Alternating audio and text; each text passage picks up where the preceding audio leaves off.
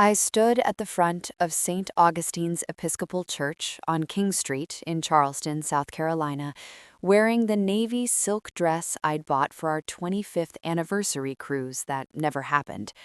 The fabric felt too thin against my skin, like it might dissolve if I breathed too hard. Everyone kept telling me how composed I looked, how strong I was being. They didn't know my knees were locked so tight I could barely feel my feet, or that the only thing keeping me upright was the thought of collapsing in front of 300 people who thought they knew my life. Daniel, Danny to everyone who ever loved him, was in the polished mahogany casket 10 feet away. The lid was open, the way he'd wanted. His face looked peaceful, almost like he was sleeping off a long day at the office. Pancreatic cancer had stolen him in 6 weeks. No warning, no slow decline, just a sudden, brutal end. One morning he was complaining about indigestion. 6 weeks later, he was gone. The organist had just finished Be Thou My Vision when the priest stepped back from the pulpit.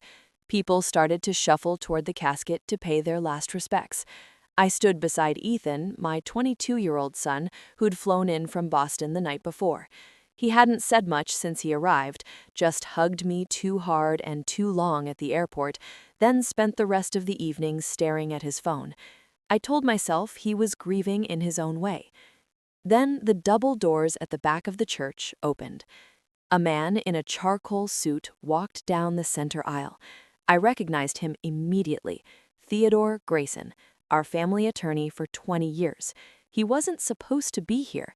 Funerals were for family and friends, not lawyers. He carried a slim leather folder under his arm and moved with the deliberate calm of someone who knew exactly what he was about to do. The organist faltered mid-note. The priest turned, confused. Whispers rippled through the pews like wind across water. Grayson reached the pulpit, nodded once to the priest, and took the microphone without asking. "Before we proceed to the cemetery," he said, his voice carrying to the very last row, "there is a matter that must be addressed per the express instructions of the deceased, Daniel Callahan." My stomach dropped. I thought he was going to read a letter Danny had left, something tender, something private, something meant for Ethan and me. I'd seen those kinds of letters at other funerals. They were always beautiful. Instead, Grayson opened the folder and began to read. Daniel Callahan's last will and testament, executed 3 years ago and reaffirmed as recently as 6 months prior to his death, designates his entire estate, real property at 142 East Bay Street, investment accounts, retirement funds, life insurance policies, and all liquid assets to one beneficiary. He paused. The church was so quiet I could hear the faint hum of the air conditioning. Mrs. Elena Vasquez Callahan. A woman in the 5th row stood up.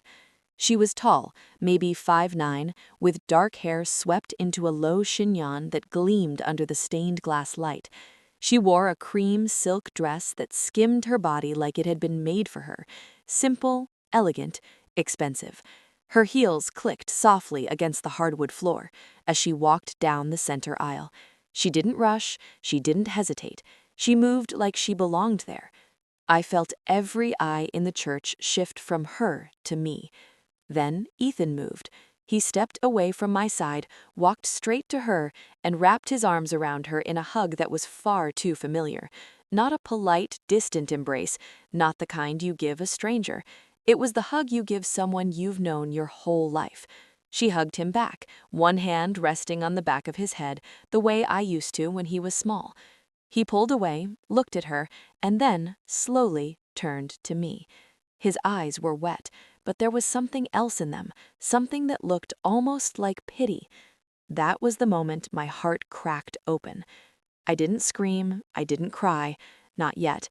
I just stood there, frozen, while the woman who now had my husband's last name, the name I'd carried for 26 years, stood beside my son as if they were the only 2 people in the room who understood what was happening. Grayson cleared his throat again. The will further stipulates that Claire Elizabeth Callahan, surviving spouse, shall receive the symbolic sum of $1, in accordance with the deceased's wishes. A gasp went through the congregation. Someone behind me let out a small, shocked sob. I stared at the casket, at Danny's calm, sleeping face. I wanted to run to him, shake him, demand he wake up and explain. But he was gone, and the man who once promised me forever had just rewritten our entire story in front of everyone we knew. Aleda turned to me then. Our eyes met for the first time. She didn't smile, she didn't gloat. Her expression was unreadable, almost gentle, like she was sorry this had to happen this way.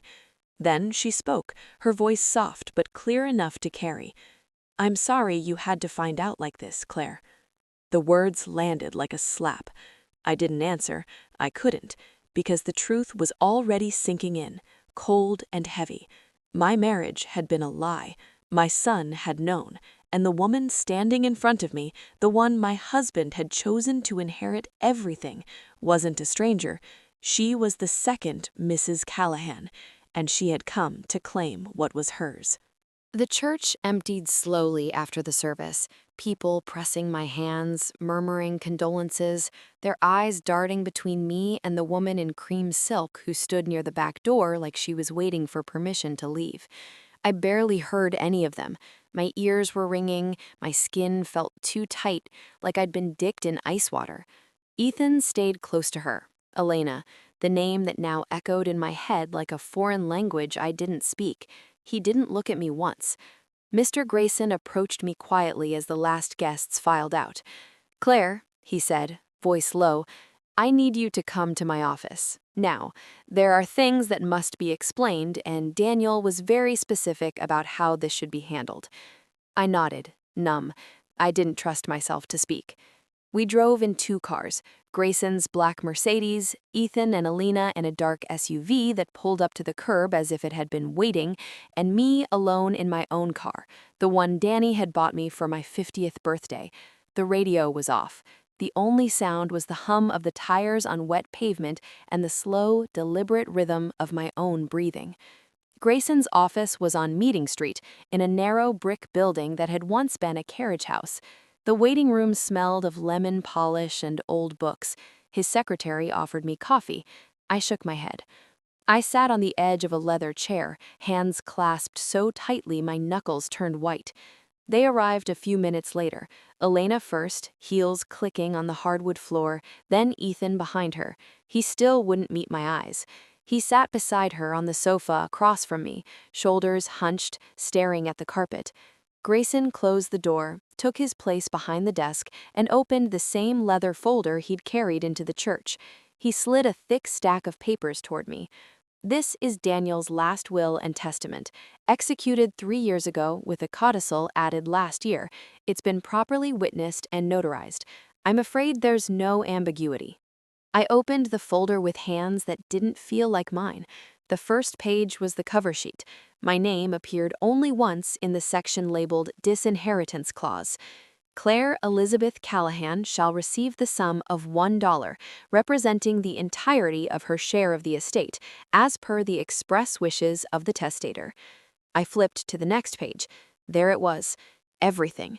The house on East Bay Street, the investment accounts, the life insurance, the brokerage accounts, the vacation property in Kiowa, even the small collection of vintage cars Danny kept in the garage. All of it left to Elena Vasquez Callahan, my lawful wife. I stared at the words until they blurred. I looked up at her. "Who are you?" My voice sounded thin, like it belonged to someone else. She met my gaze directly. Her eyes were dark brown, almost black, and steady. There was no triumph in them, no malice, just a quiet, practiced calm. "I'm his wife," she said softly, her accent faint but unmistakable, Colombian maybe. "We've been married for 9 years." 9 years, I repeated, as if saying it out loud might make it less real. "We were married 26 years. "I know," she said. "Daniel told me everything." Everything. The word landed like a stone in my chest. I turned to Ethan. "And you knew?" He finally lifted his head. His eyes were red-rimmed, but he didn't cry. I found out when I was 19. Dad sat me down after my sophomore year at BU. He told me everything. He made me promise not to tell you until after he was gone. I laughed, a short, ugly sound that surprised even me. So you've been lying to me for 3 years? I was protecting you, he said. His voice cracked on the last word. He said it would break you. He said you'd never forgive him. I looked back at Elena. Where did you meet? Miami, she answered without hesitation. 2016. Daniel was there for a real estate conference. We met at a hotel bar. It happened quickly. And you married him? Yes, in the Cayman Islands, a civil ceremony, small, private. I pictured it. Danny in a linen shirt, her in a simple white dress, a judge with a clipboard, no guests, no rings exchanged in front of family, just the two of them, signing away the rest of my life. I turned to Grayson. Is this legal? He nodded once. Perfectly. Daniel was of sound mind. There's no evidence of duress or fraud. The marriage was valid under South Carolina law. I felt the air leave the room. So that's it? 26 years, a son, a home, a life, and it's all hers? Grayson hesitated. The will is clear. However, Daniel did leave a personal letter for you. It's sealed. I was instructed to give it to you only after this meeting. He reached into his desk drawer and slid an envelope across the table. My name was written on the front in Daniel's familiar, slanted handwriting. I didn't touch it. Not yet. I looked back at Elena. Did you love him? She didn't answer right away. She studied me for a long moment, then said quietly, I cared for him, very much. He was a good man. That wasn't an answer, but it was all I was going to get. Ethan stood up suddenly. Mom, Don't, I said. My voice was sharp enough to cut glass. Don't call me that right now. He flinched. I turned back to Grayson. I want to see the original documents, all of them, and I want a copy of everything. Of course, he said. I'll have them prepared immediately. I stood up. My legs felt unsteady, but I made it to the door. Elena spoke as I reached for the handle. Claire, she said, I'm not taking the house right away. You can stay as long as you need. I didn't turn around. I don't want your permission. I want my husband back. Then I walked out into the humid Charleston afternoon, the letter burning a hole in my purse, and the name Elena Vasquez Callahan echoing in my head like a song I'd never wanted to learn. I didn't go straight home after leaving Grayson's office. I couldn't. The thought of stepping into that house on East Bay Street, the one we'd bought when Ethan was 5, the one where we'd raised him, hosted Thanksgivings, celebrated graduations, felt like walking into a crime scene.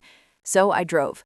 I drove past the Battery, past the old mansions with their wrought iron gates and live oaks dripping Spanish moss, past the tourists taking photos of the Pineapple Fountain in Waterfront Park.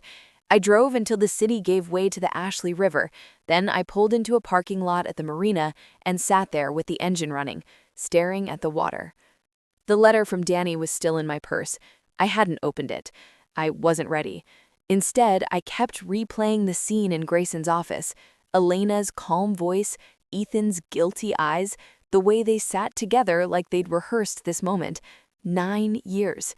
9 years of my life that had been a lie. My phone buzzed. Ethan.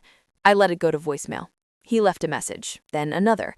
I didn't listen. Not yet. Eventually, the sun started to drop, painting the river gold, and I realized I had nowhere else to go. I drove back to the house because the hotel I'd checked into that morning had already been paid for by Danny's credit card, and I didn't want to touch anything that belonged to him or her. The porch light was on when I pulled into the driveway. The house looked the same.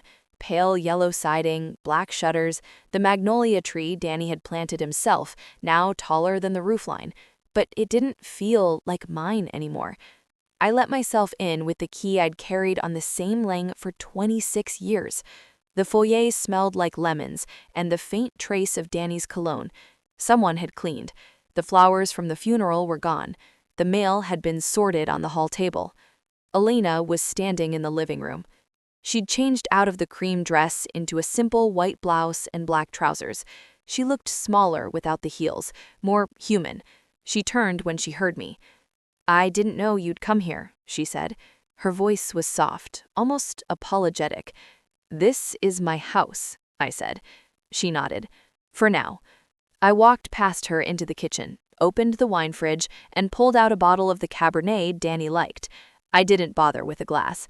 I uncorked it and drank straight from the bottle, standing in the middle of the room where we used to cook dinner together on Sunday nights.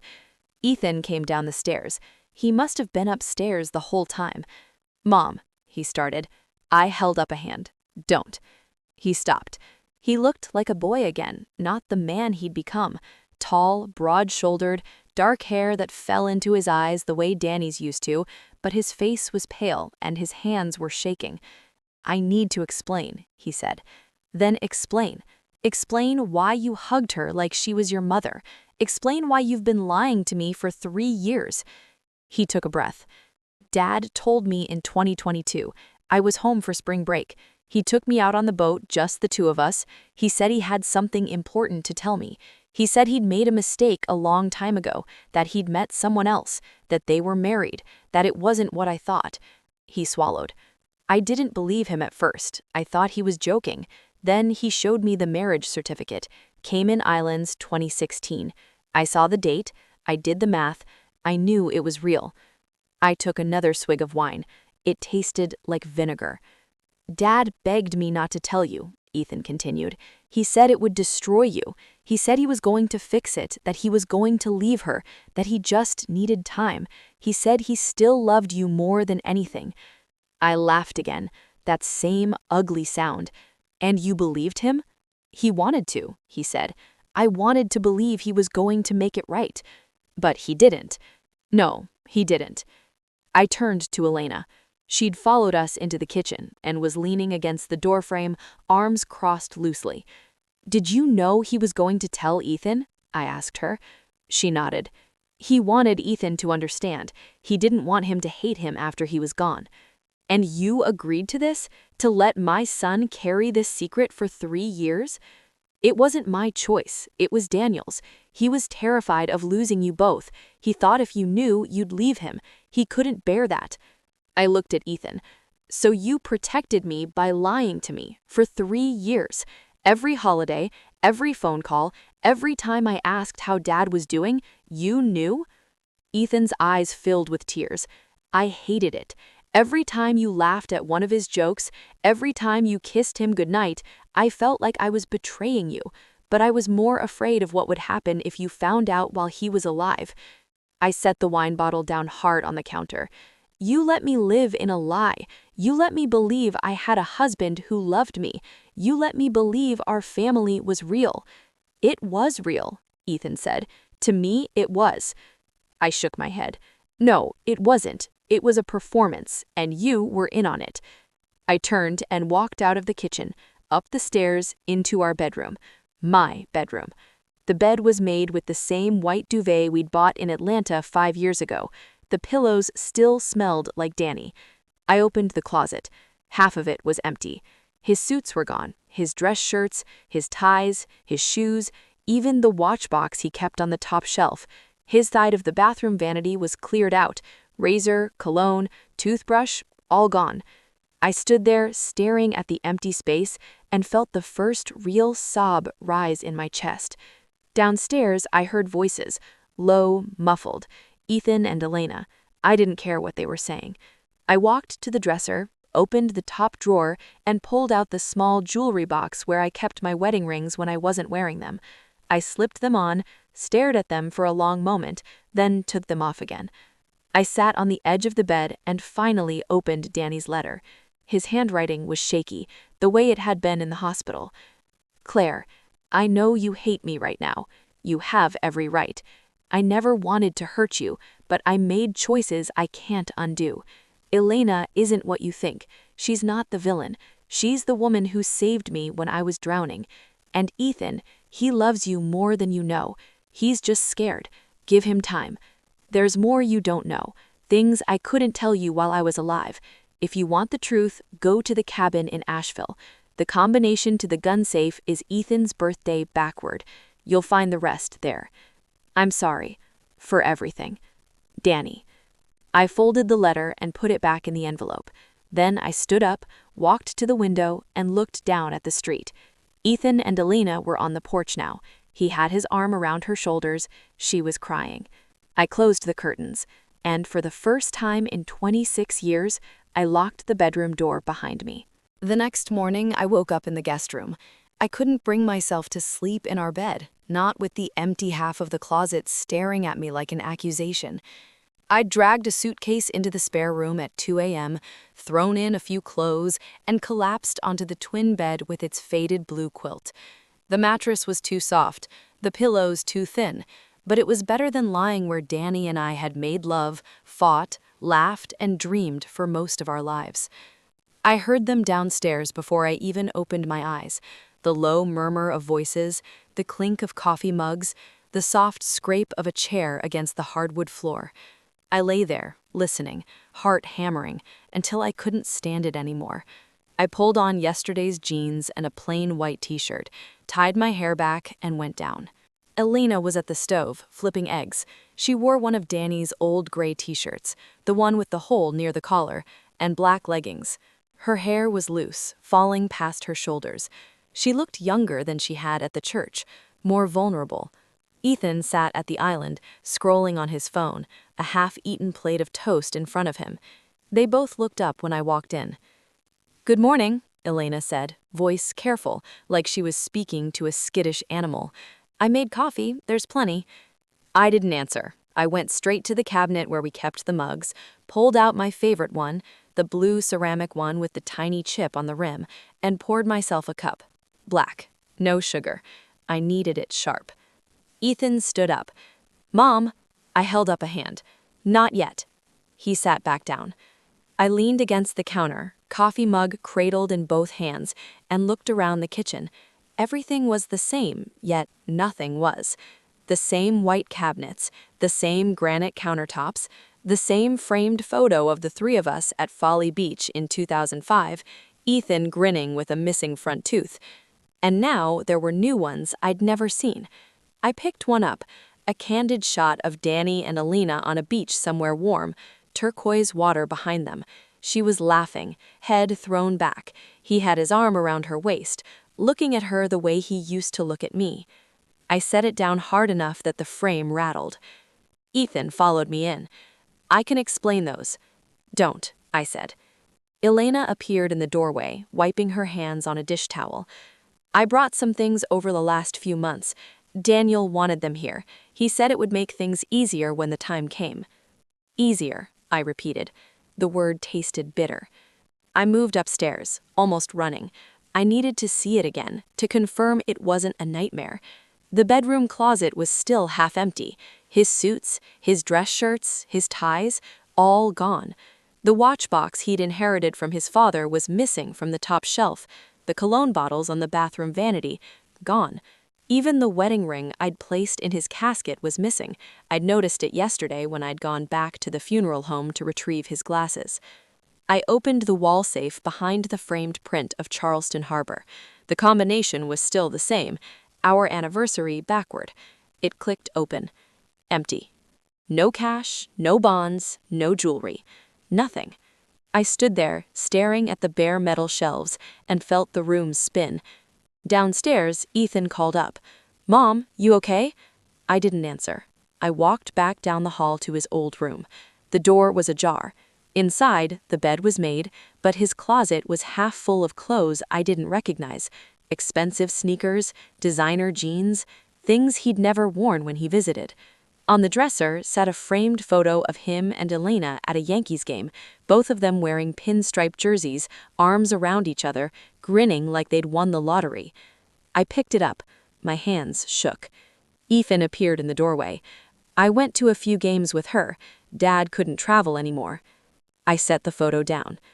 "You went to New York with her?" He nodded. "Last summer. Dad asked me to go. He said it would be good for me to spend time with her. He wanted us to get to know each other." I turned to face him. "You've been living a double life with her?" "No, it wasn't like that. I was trying to understand.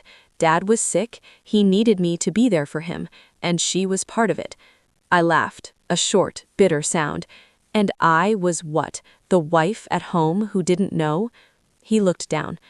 I'm sorry. I walked past him, back into the master bedroom.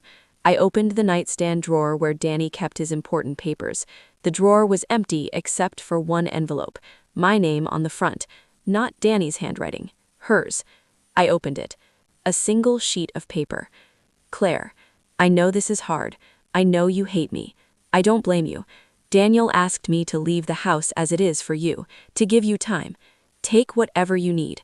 The house will be yours to sell when you're ready. I'm not taking anything that was yours. Elena. I crumpled the note and threw it across the room. I went back downstairs. Elena was still in the kitchen, washing dishes now. She turned when she heard me. You wrote me a note, I said. I wanted you to know I'm not trying to take everything. I just what? I cut her off. Just married my husband, took my money, took my son's loyalty, and now you're being gracious about it? She set the dish towel down. I never wanted to hurt you. Then why did you do it? She looked at me for a long moment. Because I loved him too. I stared at her. She continued, voice barely above a whisper. I met him when he was lost. He was drowning in guilt, in secrets. I helped him. And yes, I fell in love with him. I know that doesn't make it right, but it's the truth. I turned away. I couldn't look at her anymore. I walked to the front door, grabbed my purse, and left. I didn't know where I was going. I just knew I couldn't stay in that house another minute. Not with her in it. Not with the ghosts of a life that had never been mine. I checked into the Francis Marion Hotel downtown that night. The same hotel where Danny and I had spent our first wedding anniversary, back when we were young and broke and thought a night in a fancy room with room service was the height of luxury. The clerk recognized me. Charleston is a small city when you've lived here long enough, and gave me a quiet, sympathetic smile as she handed over the keycard. I didn't return it. I couldn't. The room overlooked Marion Square. I sat on the edge of the king bed, still in the same clothes I'd worn all day, purse dumped beside me. The envelope from Danny was on top, his handwriting staring up at me like a ghost. I'd carried it around for hours, but I hadn't opened it yet. I was afraid of what it would say. More afraid of what it wouldn't. I ordered a bottle of red wine from room service. When it arrived, I didn't bother with the glass they sent. I twisted off the cap and drank straight from the bottle, sitting cross-legged on the floor with my back against the bed. The carpet was soft under me, the kind of plush that makes you feel like you're sinking. I let myself sink. Half the bottle was gone before I finally picked up the envelope. It was plain white, sealed with a single piece of tape. No return address, just my name in his familiar scrawl, the same slant he'd used on birthday cards and grocery lists and love notes left on the kitchen counter. I tore it open. Claire, I know you hate me right now. You have every right. I never wanted to hurt you, but I made choices I can't undo. Choices that started long before you ever knew they existed. I thought I could keep them buried. I thought I could protect you from them. I was wrong. Elena isn't what you think she is. She's not the villain in this story, even if it feels that way. She's the woman who saved me when I was drowning. She kept me alive when I wanted to disappear. She gave me time I didn't deserve, to try to make things right. I failed at that too. Ethan, he loves you more than you know. He's just scared of losing you, scared of what you'll think of him when you learn the truth. Give him time. He'll come around. He always does. There's more you don't know, things I couldn't tell you while I was alive, things I'm too ashamed to write down here. If you want the truth, the real truth, go to the cabin in Asheville, the one off the Blue Ridge Parkway near the French Broad River. You know the place. The combination to the gun safe in the corner is Ethan's birthday backward, 290397. You'll find the rest there. I'm sorry for everything, for the lies, for the pain, for the years I stole from you by pretending everything was fine. I loved you. I still love you. I always will. Danny. I read it twice, then 3 times. Each time the words hit harder, like punches I couldn't block. I pressed the paper to my chest and let the tears come. Quiet at first, then loud, ugly sobs that shook my whole body.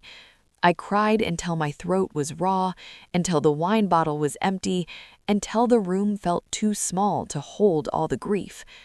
When the crying finally stopped, I felt hollow, empty, like someone had scooped out everything inside me and left only the shell. I stood up, legs shaky, and walked to the window. The streetlights below were quiet, streetlights glowing, a few late-night joggers, a couple walking their dog. Normal life. People who didn't know their husbands had secret wives.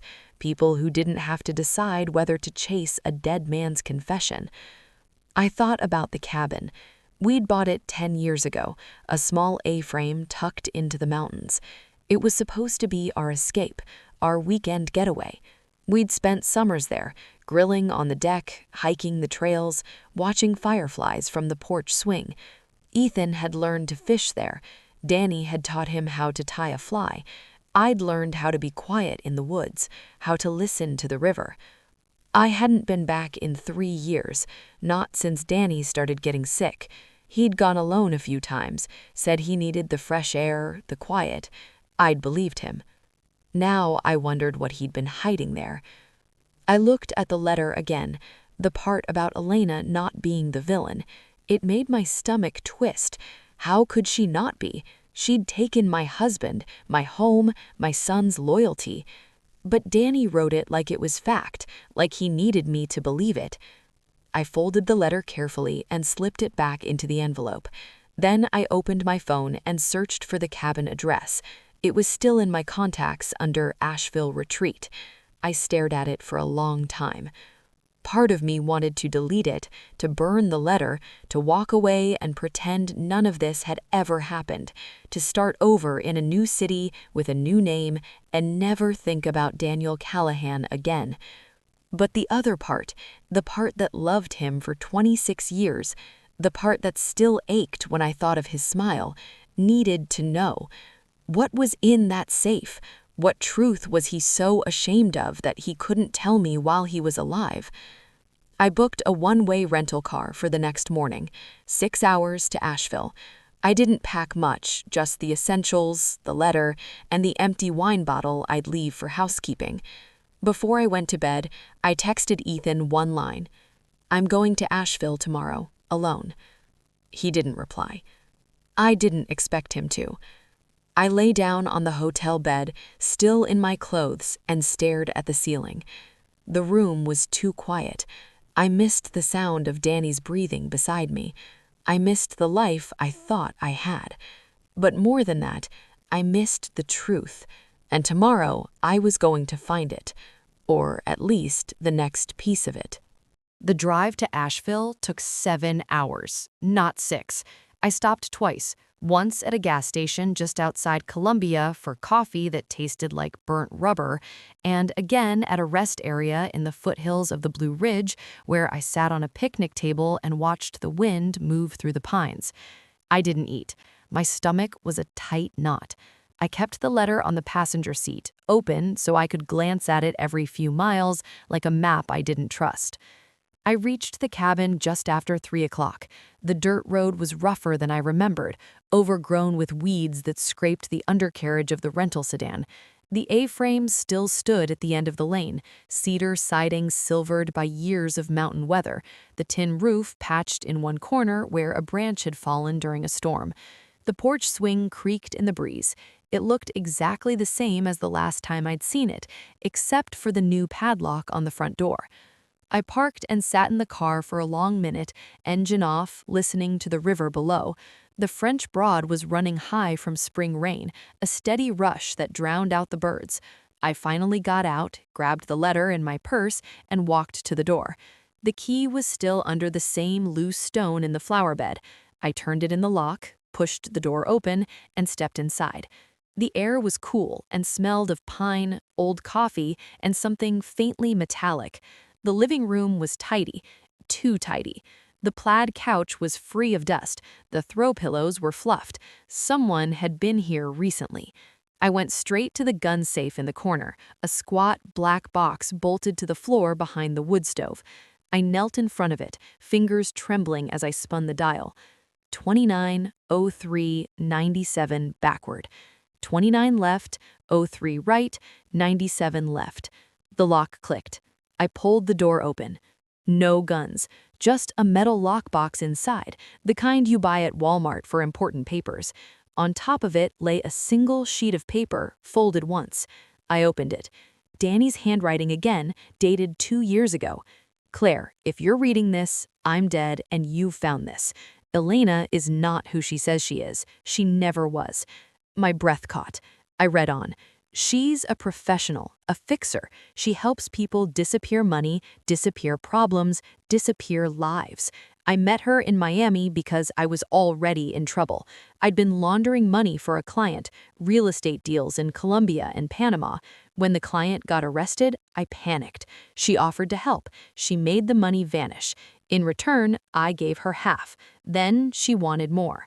She married me to keep me quiet. When I tried to leave, she threatened to expose everything, to the IRS, to the FBI, to you.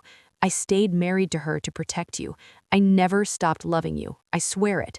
There's more evidence in the lockbox, a flash drive with recordings, bank statements, emails, and a key to a storage unit in Charleston, Unit 47, Palmetto Storage on Dorchester Road. Everything you need to understand is there. I wanted to tell you sooner. I was too weak, too scared. I'm sorry. If you want to walk away, do it. Burn this, forget me. But if you want the truth, open the box. I love you. Danny. I sat back on my heels, the paper shaking in my hand. The room felt smaller, the walls pressing in. I stared at the lockbox like it might explode. I opened it. Inside, a black flash drive, a small key on a tag marked Unit 47, Palmetto Storage on Dorchester Road, and a stack of bank statements clipped together. The top one showed transfers of hundreds of thousands of dollars to accounts in the Cayman Islands. Dates matched the years he'd been traveling for business. I took the flash drive and the key. I didn't touch the statements. Not yet. I stood up and walked to the kitchen. There was a laptop on the counter, an old MacBook I didn't recognize. I plugged in the drive. The folder opened. One file. For Claire, audio only. I clicked play. Danny's voice filled the cabin. Weak, raspy, recorded in a hospital room. I could hear the beeping monitors in the background. Claire, if you're listening to this, I'm gone. I'm recording this because I can't say it to your face. I'm too ashamed. He coughed, a wet, painful sound. I never wanted you to know about the money. It started small. A client needed help moving funds. I thought it was just accounting. Then it got bigger. I got scared. Elena, she was the only one who knew how to make it disappear. She said she could protect us. She said she loved me. I believed her. I was weak. Another cough. She's not a good person, Claire. She's dangerous. She has connections. If you go after her, she'll come after you. Take the evidence to the authorities. Don't try to confront her alone. He paused. I heard him swallow. There's cash in the storage unit. A lot of it. It's dirty money. I never spent a dime. I kept it because I didn't know what else to do. If you take it, you'll be in danger. If you leave it, she'll find it. I don't know what to tell you to do. His voice cracked. I love you. I always loved you. I'm sorry I wasn't the man you thought I was. The recording ended. I sat back on my heels, back against the cabinets, and listened to the silence that followed. The river kept rushing outside. The wind moved the pines. Life went on. But inside me, everything had stopped. Danny hadn't just cheated on me. He'd been a criminal. And Elena hadn't just been his second wife, she'd been his accomplice. I looked at the key in my hand. Unit 47, Charleston, 6 hours away. I could drive back tonight. I could open that unit. I could see how deep this went. Or I could walk out of this cabin, get in the car, and never look back. I didn't know which choice was braver, but I knew one thing. I wasn't done yet. I stood up, pocketed the key and the flash drive, and locked the cabin door behind me. The sun was setting over the mountains, turning the sky the color of blood. I got in the car and started the engine. I was going home, to face whatever was waiting in that storage unit. I left the cabin just as the sun slipped behind the ridge, turning the sky a bruised purple. The rental car's headlights cut through the gathering dark as I wound back down the dirt road, tires kicking up dust that glowed red in the taillights. I kept the flash drive in my pocket, the key to Unit 47 tucked beside it, both of them heavy against my hip, like stones I couldn't shake off. I didn't stop for dinner. I didn't stop for gas. I drove straight through, 6 hours of interstate that blurred into one long ribbon of asphalt. The radio stayed off. The only sound was the hum of the engine and Danny's voice looping in my head from the recording. "She's dangerous, Claire. She has connections." His words chased me down I-26, past the billboards for fireworks and barbecue joints, past the exits for towns I'd never heard of. Somewhere around Spartanburg, my phone buzzed. "Ethan." I didn't answer. He texted, "Mom, where are you? Elena said you went to Asheville. Call me, please." I stared at the screen until it went dark, then set the phone face down on the passenger seat. I didn't trust myself to reply. Not yet. I needed to see what was waiting for me in Charleston first. I needed to know how much of my life had been built on lies. The city lights of Charleston appeared just after midnight. I took the Dorchester Road exit and drove past the strip malls and chain restaurants until I found Palmetto Storage, a low, beige complex with roll-up doors and security lights that buzzed faintly. The gate was open, no guard shack, just a keypad and a sign that said, "Enter code."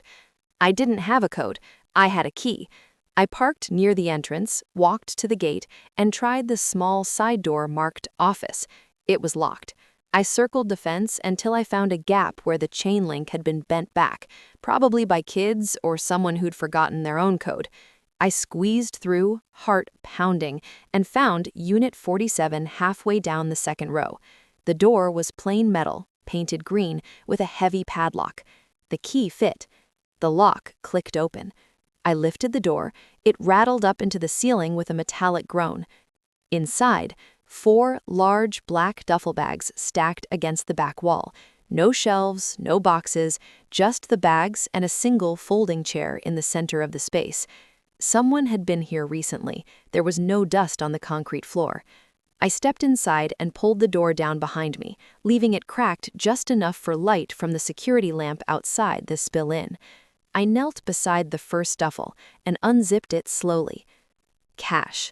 Stacks of $100 bills, banded with paper straps. I lifted one stack, thick, crisp, smelling faintly of ink and rubber. I didn't count it. I didn't need to. There were dozens of stacks, millions. The other bags were the same. All cash, all 100s. I sat back on the cold floor, staring at the money like it might speak to me. This was what Danny had been hiding. This was what Elena had helped him hide. Dirty money, blood money, money that had bought silence, bought a second marriage, bought years of my life in a lie. The bags next to the last one was a burner phone, cheap, black, no case. One number saved in the contacts. Claire, only if you're ready. My hands shook as I picked it up and pressed the call button. It rang twice. Then a woman's voice answered. Soft, familiar, accented. "Mrs. Callahan?" I couldn't speak at first. My throat closed. "I'm here," she said. "I knew you'd come. We need to talk." "Where are you?" I managed. "King Street, the little cafe on the corner of Queen, the one with the red awning. I'm waiting for you." I looked at the bags around me. "Why?" "Because it's time you heard the rest of the story, from me." I hung up without answering. I stared at the phone for a long minute, then zipped the duffels closed, locked the unit, and walked back to the car. The night air was thick with humidity and the smell of the river. I drove to King Street. The cafe was still open, lights on, a few tables outside empty. Elena sat alone at one near the window, a black coffee in front of her. No makeup, no silk dress, just jeans and a hoodie, hair pulled back in a loose ponytail. She looked exhausted, like she hadn't slept in days. I walked in and sat across from her. She didn't smile. She didn't flinch. She just looked at me with those dark eyes. "You're not the villain," she said before I could speak. "Then who are you?" I asked. "I'm the one who kept your husband alive for 3 extra years." She reached into her bag and slid a thick folder across the table. Medical records, scans, chemotherapy reports, notes from doctors in Switzerland, dates going back 4 years, long before Danny ever told me he was sick. He was diagnosed in 2021, stage 4 pancreatic cancer, terminal. The doctors in Charleston gave him 6 months. I got him into an experimental trial in Zurich. I paid for everything: flights, treatments, private nurses. I flew him back and forth. I kept him out of pain. I gave him time. I opened the folder.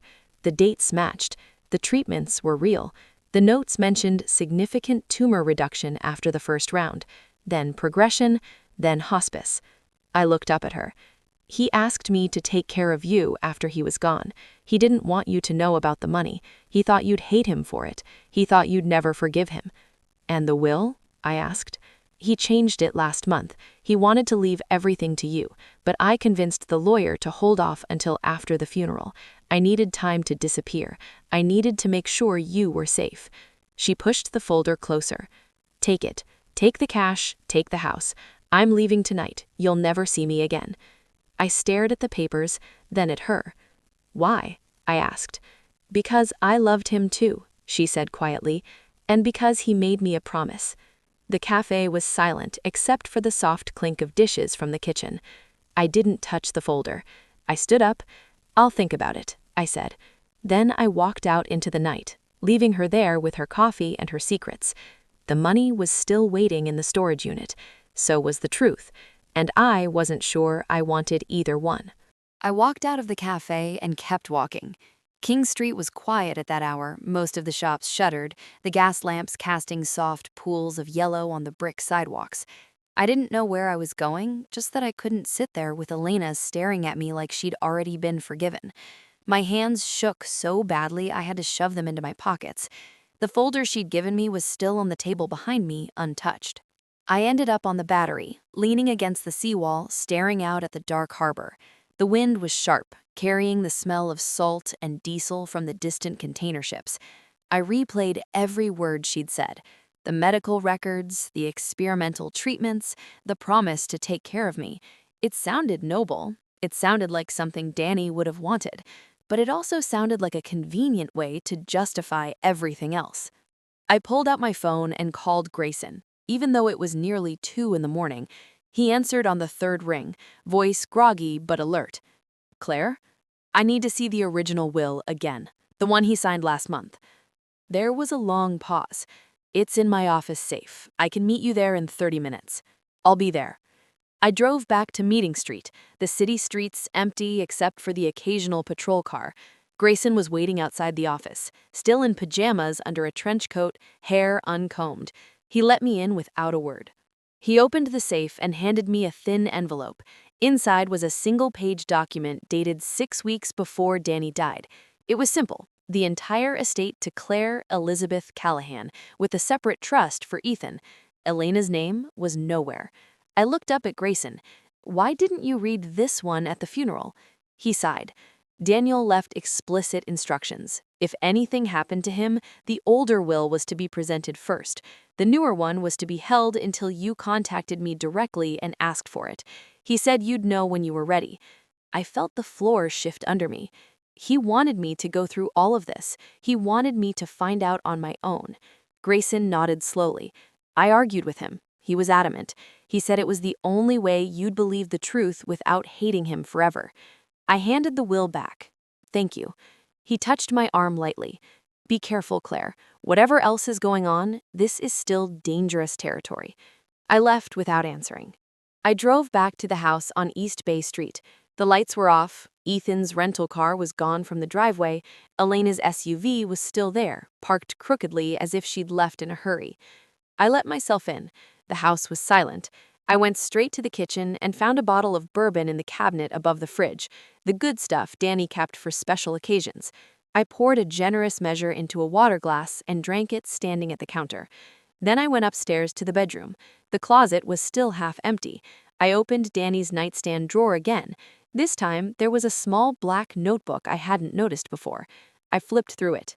Pages of dates, amounts, account numbers, transfers, payments to Alina, payments to Swiss clinics, payments to lawyers in the Caymans, and one page, near the end, in Danny's handwriting. Last entry.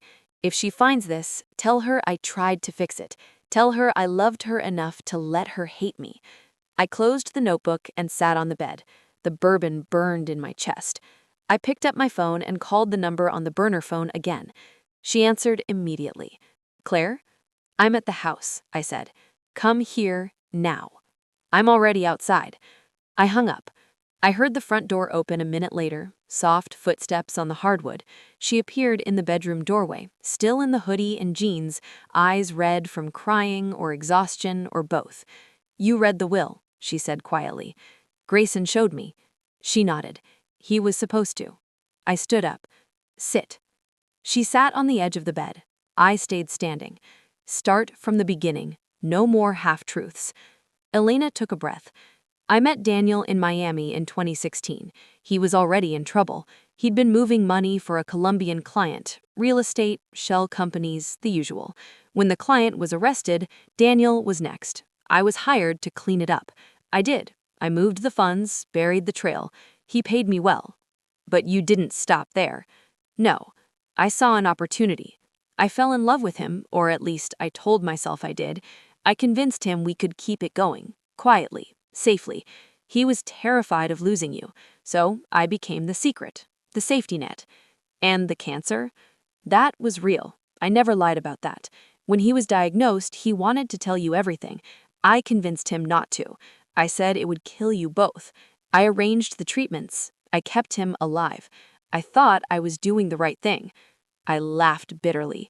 You thought you were marrying my husband and taking my life was the right thing? She looked down. I thought I was protecting him, and maybe I was protecting myself too. I had my own reasons for staying hidden. I stepped closer. What reasons? She met my eyes. The people Daniel worked for, the Colombians, they don't forget. They don't forgive. When the money disappeared, they started looking. I kept Daniel out of sight. I kept you out of sight.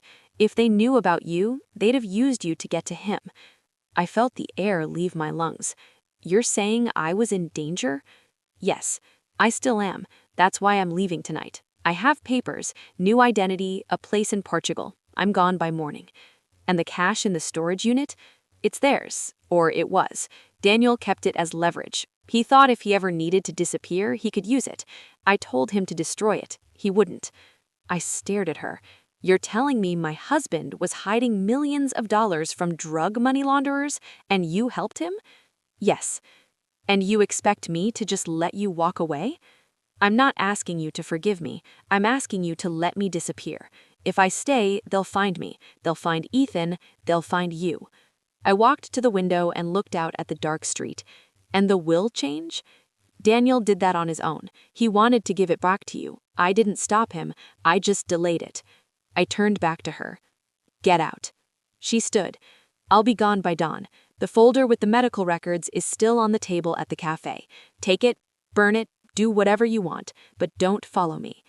She walked to the door. Elena, I said. She stopped. If you're lying about any of this, I'll find you. She looked back at me, eyes steady. I'm not lying. Not anymore. Then she left. I heard the front door close softly. I sat down on the bed, the notebook still in my hand, and stared at the empty doorway. The house felt bigger, emptier, and for the first time since the funeral, I wasn't sure who the real villain was. I didn't sleep after Alina left. The house was too quiet, the kind of quiet that presses against your ears until you can't stand it. I sat on the edge of the bed until the sky outside the window turned from black to navy. Then I went downstairs. The bourbon bottle was still on the counter, half empty. I left it there. The cafe on King Street was closed when I arrived at 6:30, but the front door was unlocked. The red awning flapped in the early morning breeze. Inside, the place smelled of fresh coffee and bleach. A single folder lay on the same table where we'd sat the night before. Thick, manila, no label. I sat down and opened it. The first page was a cover sheet from a Swiss clinic. Patient Daniel Callahan, treatment period 2021 to 2024. Principal physician Dr. Lucas Reinhardt, Zurich. The rest was a chronological record of 4 years of fighting a disease that had already won.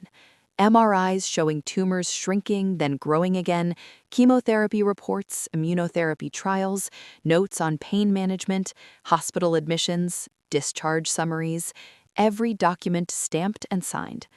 Buried in the middle was a personal letter from Dr. Reinhardt, typed on clinic letterhead, dated 3 months before Danny died.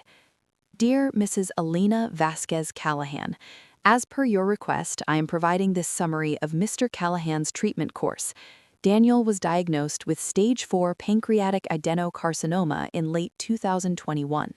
Initial prognosis was 6 to 12 months. Through aggressive experimental protocols, including targeted therapy and participation in a phase 2 clinical trial, we extended his life significantly. He achieved periods of stability that allowed him to travel and maintain quality of life far beyond what standard care would have provided. Daniel was fully aware of the terminal nature of his condition. He repeatedly expressed gratitude for the additional time and asked that his wife be informed of the financial burden you assumed on his behalf. He was adamant that this information remain confidential until after his passing. Should you require further documentation, please contact the clinic. Sincerely, Dr. Lucas Reinhardt. I closed the folder and pressed my palms to my eyes. The numbers were staggering. Hundreds of thousands, maybe millions, spent on treatments that had bought him 3 extra years. Years I'd spent thinking he was just tired from work, just stressed, just getting older. I looked up. The cafe owner, an older woman with silver hair pulled into a bun, was wiping down the counter. She glanced at me but didn't ask questions. She just poured a cup of coffee and slid it across the table without a word. I nodded thanks. My phone buzzed. Ethan again. Mom, please call me. I'm at the house. Elena's gone. She left a note for you. I texted back. I'm on King Street. Come meet me. 20 minutes later, he walked in. He looked like he hadn't slept either. Dark circles under his eyes, hair messy, wearing the same shirt from yesterday. He sat across from me without speaking. I pushed the folder toward him. Read it. He opened it slowly. His face went pale as he flipped through the pages. When he reached the doctor's letter, he stopped. His hands shook.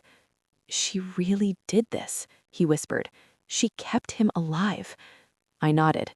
She did. He looked up at me. Why didn't Dad tell us? Because he was ashamed. Because he thought you'd hate him for the money, for the lies, for everything. Ethan closed the folder. I knew about the cancer early. He told me in 2022. He said he was getting treatment, but he never said where. He never said it was her paying for it. I reached across the table and touched his hand. It was the first time I'd touched him since the funeral. He didn't pull away. I'm sorry I lied to you. I thought I was protecting you. I thought if you knew, you'd leave him. I thought we'd lose everything. We did lose everything, I said quietly, but not the way you think. He looked at me, eyes wet. What are you going to do with the money? I hadn't decided yet. The duffels were still in the storage unit. Millions of dollars that didn't belong to me or to Elena. Money that came from places I didn't want to think about. I don't know, but I'm not keeping it. Ethan nodded. Good. We sat in silence for a while. The cafe started to fill with the morning crowd, people grabbing coffee before work, tourists with maps, normal life moving on around us. I finally spoke. She said she's leaving. New identity, Portugal. She's scared of the people who were after your father. Ethan's eyes widened. You believe her? Part of me does, part of me doesn't. He swallowed. What if they come looking for the money? Then we'll deal with it, I said, together. He looked at me for a long time. I don't deserve that. I'm your son, I said. You'll always will be. He started crying then, quiet, shoulder-shaking sobs. I stood up, walked around the table, and pulled him into my arms. He buried his face in my shoulder like he was 5 again. I held him tight. When he pulled back, he wiped his eyes. I'm sorry, Mom, for everything. I know, I said. Me too. I paid for the coffee. We walked outside together. The morning sun was bright, the air already warm with the promise of another humid Charleston day.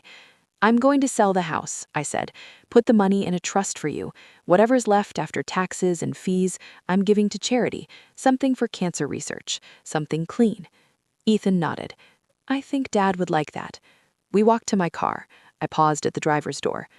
"I'm moving to Savannah," I said. "Small apartment, quiet. I need to start over." He looked at me. "Can I come visit?" "Anytime," I said, "and you're always welcome to stay." He hugged me again, harder this time. "I love you, Mom." "I love you too." He walked away toward his car. I watched him go, then got in mine. I drove to the storage unit one last time. The gate was still open. I parked, walked to Unit 47, and opened the door. The duffels were still there. I stood in the doorway for a long minute. Then I called the Charleston Police Department non-emergency line. "This is Claire Callahan. I need to report found property. A large amount of cash in a storage unit. I believe it may be connected to criminal activity." I gave them the address and unit number. I didn't give my name again. I locked the door behind me and walked away. The money wasn't mine. Neither was the guilt. Not anymore. I sold the house on East Bay Street in 3 weeks. The market was hot. Historic Charleston properties always are, and the real estate agent said we got top dollar, even with the quick closing. I didn't walk through it one last time. I didn't want to see the empty rooms, the bare walls where photos used to hang, the magnolia tree Danny planted, now taller than the roofline. Ethan handled the final walkthrough. He said the new owners seemed nice, a young couple with a toddler and a golden retriever. I hoped they'd be happy there. I hoped the ghosts wouldn't follow them. The proceeds went straight into a trust for Ethan. After taxes, fees, and the mortgage payoff, there was enough to cover his remaining law school debt, buy him a decent condo in Boston, and leave a cushion for whatever came next. The rest, every extra dollar, I donated to a pancreatic cancer research foundation in Danny's name. The foundation sent me a letter thanking me for the gift. They said it would fund a new clinical trial. I framed the letter and hung it in my new apartment in Savannah. The apartment was small, 1 bedroom, 1 bath, a narrow kitchen with a window overlooking a courtyard of live oaks and Spanish moss. It was on the second floor of a brick building on Abercorn Street, walking distance from Forsyth Park. I furnished it with second-hand pieces from thrift stores and a few things I'd brought from Charleston. No antiques, no history, just clean lines and open space. I liked that it didn't remind me of anything. I started writing again. I hadn't written since before Ethan was born, back when I dreamed of being a novelist instead of a wife and mother. Now the words came in bursts, late at night when the city was quiet. Stories about betrayal, about secrets, about women who survive the worst things and keep going. Some of them were too close to my own life. I didn't care. I wrote them anyway. Danny visited every few weeks. He drove down from Boston, stayed a couple of nights, brought coffee and stories about law school. He didn't talk about Elena unless I asked. I didn't ask often. The last I'd heard, she'd vanished. No trace, no forwarding address, no social media. Grayson said the will was settled, the estate closed, and the police had taken custody of the cash in the storage unit. They'd traced some of it to a Colombian cartel that had gone quiet after the original leader's arrest. They never came looking for me. I never looked for them. I kept Danny's last letter from the cabin in a small wooden box on my nightstand, the one he'd written in Asheville, the one that said he loved me. I read it sometimes when the nights were long and the silence too heavy. I didn't forgive him, not completely, but I didn't hate him either. The hate had burned out, leaving something quieter. Something like pity, something like sorrow. I kept the photo too, the one from Folly Beach in 2005. Me, Danny, baby Ethan laughing in the surf. I kept it in the same box. I looked at it when I needed to remember that some parts of our life had been real. One evening in late spring, I was sitting on the balcony with a glass of wine, watching the sun drop behind the trees. The courtyard below was full of fireflies, tiny lights flickering like stars that had fallen to earth. My phone buzzed, a text from an unknown number. I opened it. Just 2 words, "Be careful." I stared at the screen. My heart kicked hard. I typed back, "Who is this?" No reply. I waited 10 minutes, then 20, nothing. I set the phone down and looked out at the fireflies again. The air smelled like jasmine and river water. I took a slow sip of wine. Maybe it was Alina. Maybe it was someone else. Maybe it was nothing at all. I didn't call the number back. I didn't change my locks or move again. I just sat there, letting the night settle around me. Because I'd learned something in the months since the funeral. There's always more to the story, always another layer, always a shadow behind the shadow. You can spend your whole life chasing the truth, peeling back one lie after another, until you're left with nothing but questions and an empty chest. Or you can stop. You can choose to live with the parts you know, the parts that hurt, and the parts that still feel like love. You can decide that some questions don't need answers. Some doors don't need to be opened. I'd opened enough. I stood up, carried the wine inside, and closed the balcony door behind me. The apartment was quiet, the way I liked it. I turned off the lights and went to bed. I didn't dream of Danny that night. I didn't dream of Elena. I didn't dream of money or secrets or second wives. I dreamed of the ocean, of standing on Folly Beach with the sun warm on my face, the waves pulling at my ankles, and a little boy with missing teeth laughing in the distance. The boy turned into a man, and he was smiling at me. When I woke up, the room was full of soft morning light. I got out of bed, made coffee, and sat at the small desk by the window. I opened my laptop. I started a new chapter. And for the first time in a long time, the words felt like mine. Not his, not hers, just mine. And that was enough.